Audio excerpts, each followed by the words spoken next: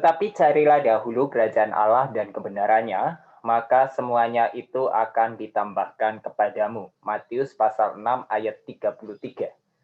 Standar kaya. Banyak anak yang merasa kecewa karena mereka dilahirkan dalam keluarga yang miskin secara materi.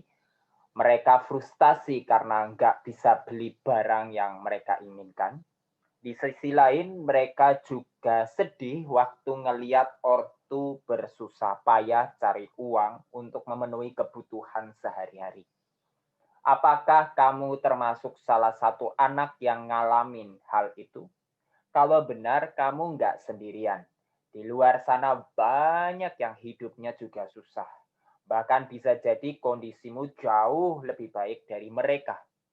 Banyak orang menghabiskan waktu untuk mengejar harta, tapi tak punya waktu untuk menikmatinya. Chase Hudson terlahir di sebuah rumah super mewah dan menjadi bagian dari keluarga kaya raya gak bisa jadi jaminan kalau orang itu bisa merasa bahagia. Apakah seseorang bisa bahagia atau enggak itu enggak ditentuin oleh banyak or sedikitnya harta yang ia miliki. Ada orang yang hidup mewah dan tampak bahagia, tapi sebenarnya mereka nyembunyiin kesedihan yang mendalam di balik kemewahan yang ia miliki. Bisa jadi hatinya merasa hampa. Oleh karena itu, kamu nggak perlu merasa malu or minder dengan keadaan ekonomi keluargamu.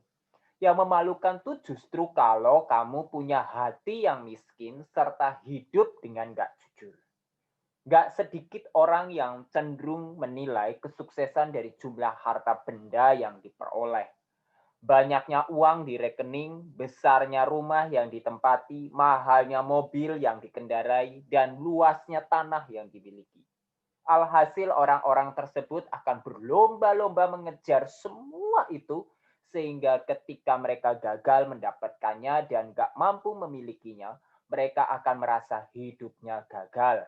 Menganggap dirinya adalah manusia bodoh, mengalami depresi dan akhirnya menyalahkan diri sendiri. Dalam Virtu hari ini, Yesus bilang kalau cara hidup seperti itu adalah kebodohan.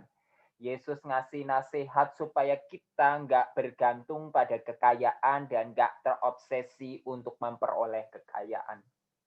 Tuhan mau kita menjadi pribadi yang kaya di hadapannya. Orang yang kaya di hadapan Allah akan menerima apapun yang diberikan oleh Allah dengan hati bersyukur, lalu mengelolanya dengan penuh tanggung jawab. Ia juga nggak akan segera memakai hartanya untuk melayani ia juga nggak akan segan memakai hartanya untuk melayani Allah.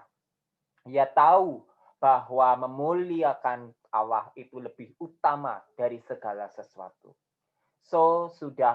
Sudahkah kamu jadi pribadi yang kaya di hadapan Allah?